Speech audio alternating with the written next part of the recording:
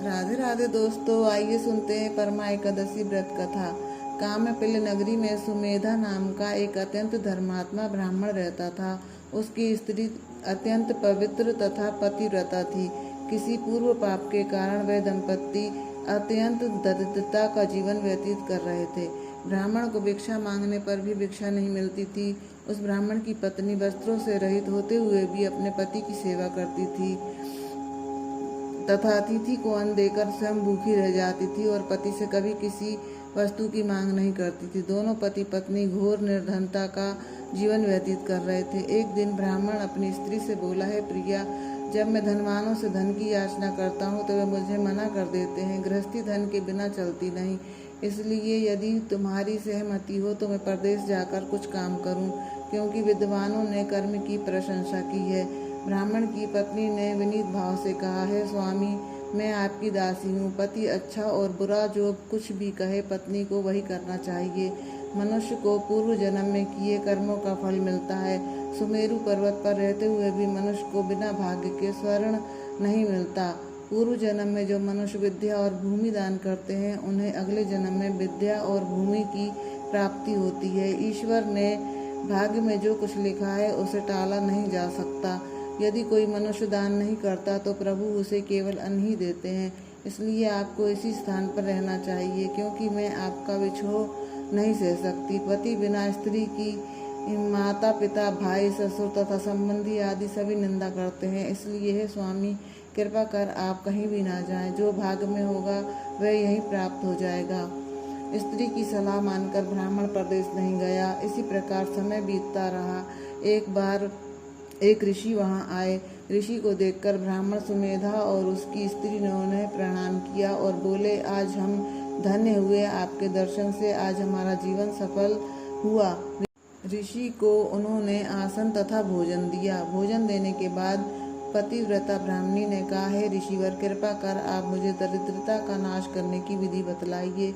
मैंने अपने पति को परदेश में जाकर धन कमाने से रोका है। मेरे भाग्य से आप आ गए। मुझे पूर्ण विश्वास है कि अब मेरी दरिद्रता शीघ्र ही नष्ट हो जाएगी, अतः आप हमारी दरिद्रता नष्ट करने के लिए कोई उपाय बताएं।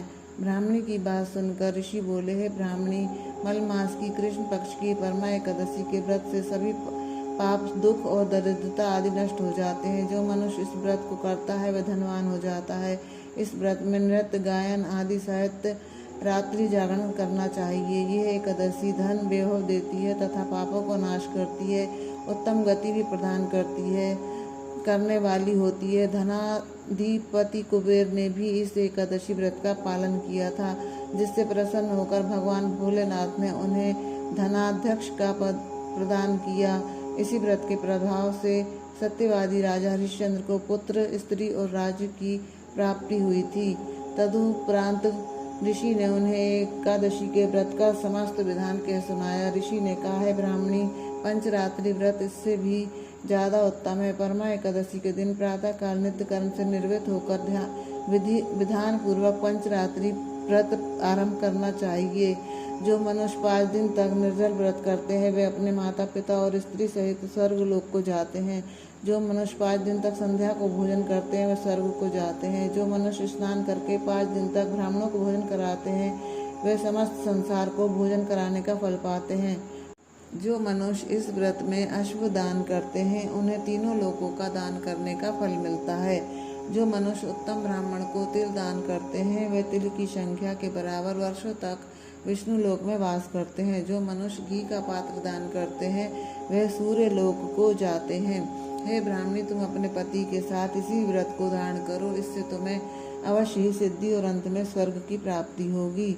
ऋषि के अनुसार ब्राह्मण और उसकी स्त्री ने परमा एकादशी का 5 दिन तक व्रत किया। व्रत पूर्ण होने पर ब्राह्मण की स्त्री ने एक राजकुमार को अपने यहाँ आते देखा। राजकुमार ने ब्राह्मणी की प्रेरणा से एक उत्तम घर को, जो कि सब वस्तुओं से परिपूर्ण था, उन्हें रहने के लिए दिया। तदुपरांत राजकुमार ने आजीविका के लिए एक गांव दिया। इस प्रकार ब्राह्मण और उसकी स्त्री की गरीबी दूर हो गई और पृथ्वी पर काफी वर्षों तक सुख भोगने के पश्चात वे पति पत्नी श्री विष्णु के उत्तम लोक को प्रस्थान किए। श्री हरि विष्णु भगवान की जय।